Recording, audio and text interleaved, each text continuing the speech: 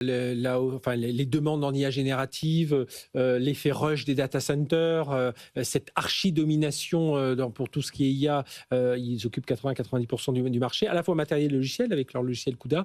Voilà, quel est ton regard justement sur ça? C'est vrai que ces dernières semaines, on a entendu beaucoup de choses autour de cette bulle qui pourrait exploser. D'ailleurs, les cours ont été un peu chahutés. On a eu beaucoup d'acteurs qui se sont mobilisés sur ce sujet-là. Et là, coup de tonnerre. Hier, effectivement, le carnet de commandes est plein chez Nvidia jusqu'en 2027. En fait, ils ont réussi un coup assez extraordinaire. C'est que Nvidia, aujourd'hui, un peu comme au 19e siècle, on commençait la révolution avec les trains. Là, c'est l'équivalent de poser les rails pour le chemin de fer du 19e siècle, à part qu'on pose des GPU. Et c'est une cash machine.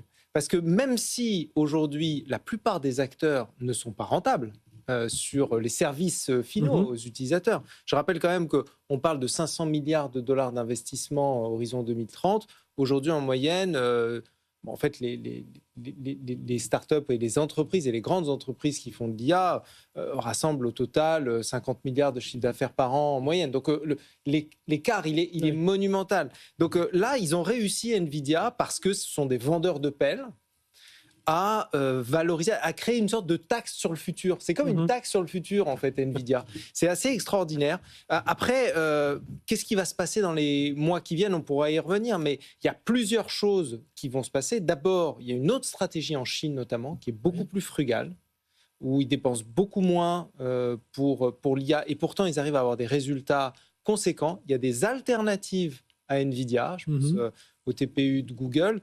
Donc, ce n'est pas encore complètement terminé, cette affaire.